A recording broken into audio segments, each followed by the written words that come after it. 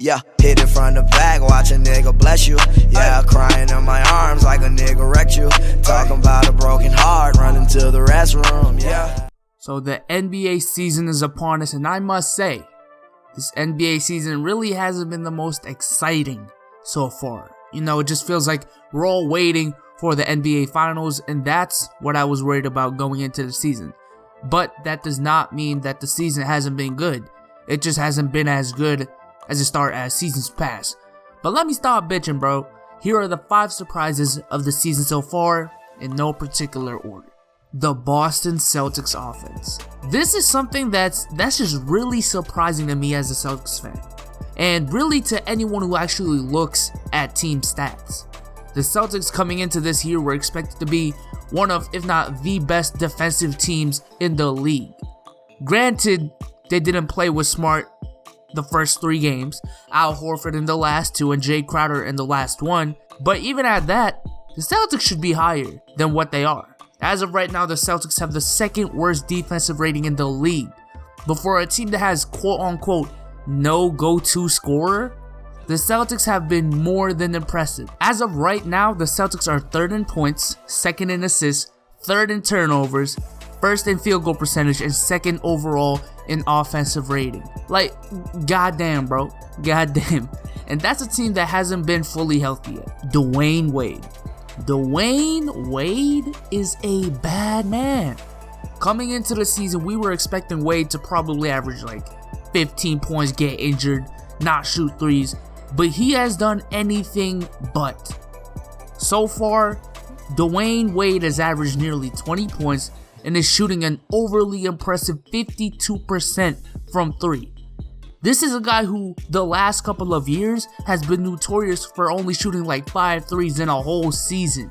But now he's shooting like 4 or 5 a game, and the fact that he's shooting 52% is crazy. I think that if Dwayne Wade can shoot this good the whole entire season, I think the Chicago Bulls will be better than what we thought they'd be. The Oklahoma City Thunder. Okay, we were all expecting Russell Westbrook to average the stats that he's averaging, but to start this season 5-1, now that's impressive.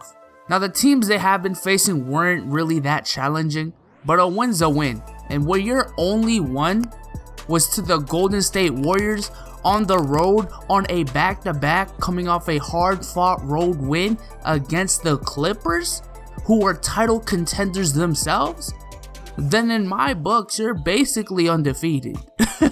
The New Orleans Pelicans. Okay, the Pelicans are officially the worst team in the league. Yes, even worse than the 76ers. Yes, even worse than the Sacramento Kings. Yes, even worse than the Brooklyn Nets. When you have the best power forward in the game, scoring nearly 100 points in the first 3 games of the season, there is no reason for you to go 0-3, nonetheless 0-6. Like, come on, bro. Come on, bro. At least the Kings have won games. You know, at least the Nets are playing decent as a cohesive unit. But the Pelicans have no proven talent outside of Anthony Davis. And their coach, in Alvin Gentry, is playing Buddy Hield, one of the best rookies in last year's draft, only playing him 10 to 15 minutes a game. When you need any type of scoring, any type of help to complement AD, that is just a shame. And you know, there have been a lot of Anthony Davis trade rumors going around, you know what I'm saying? Boston Celtics, come on, bite on that. But it's a surprise to me that they're doing this bad. The Golden State Warriors. Okay, KD's move itself was a surprise, right? But the play of the Warriors has been even more surprising. I mean, like, where do I start? Where do I start? First game, they get blown out by 30 at home by the San Antonio Spurs, when last year they won like 50 straight games at home, didn't lose until April, went 73-9, and then they added KD, and then you lose the first game at home by 30. Now obviously that's just one game, they're still adjusting, so I was like, okay, let me give them a chance. You know, the season, it's a long ass season, there's 81 games left. And then you win against the Thunder where KD just, oh my god, that was nasty. Like, I've been shitting on KD a lot, but KD was a bad man. KD took on the challenge at hand, dropped 39 on his old team, trash talked to them. I'm like, okay, dude. Okay, I see you, KD. 30 points in the first half, dropping 7 threes, I believe. And then you follow that up by losing to the Los Angeles Lakers. Like, yo, this team is literally the 2011 Heat all over again. All over again. And if you guys didn't know, Steph Curry coming into that game had like 150 games in a row where he has had at least 1 3. Steph Curry didn't have any. He shot 10 threes, didn't make any of them, for the first time in over 150 games. Not only that, but for a team who has the 3 best shooters, not only right now, but maybe of all time, and the best stretch 4 in the league, they're shooting only 29% from 3. 29% from 3. So you're telling me in every 3 shots with that amount of sharp shooting talent on your team, you're only making 1 of them, and it's less than that? That is horrendous. Regardless of if you're adjusting or not, that's just a surprise to me. That is just a surprise. Now, I do expect the Warriors to bounce back, and I believe they have. I believe that the Lakers, that was just, a team having a bad night. They're still adjusting.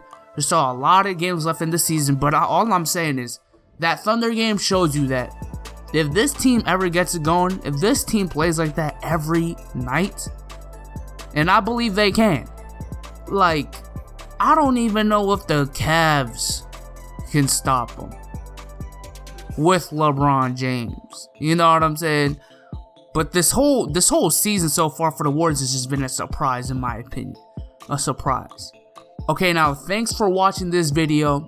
If you guys are subscribed to me, you know I usually use like GIFs and 2K footage, but for this video I didn't.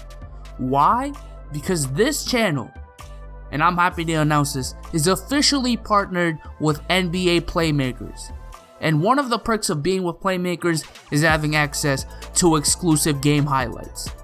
NBA Playmakers is a YouTube network that is made for the basketball community. They give you a chance to be a part of this large NBA community, even if it's on a small scale. We got great people on YouTube talking about basketball, putting in their input, and it's just sad to me that they're not connected to the NBA like at all. But this is gonna change that. Now, if you think that Playmakers is a little shady, it's not. Yes, their social media doesn't have hundreds of thousands of followers like full screen, but that's only because they're new and they only started like this year. They are backed by the NBA and inspired by BBTV. And if you've ever tried to make any type of video that has NBA content in it, you know damn well who BBTV is.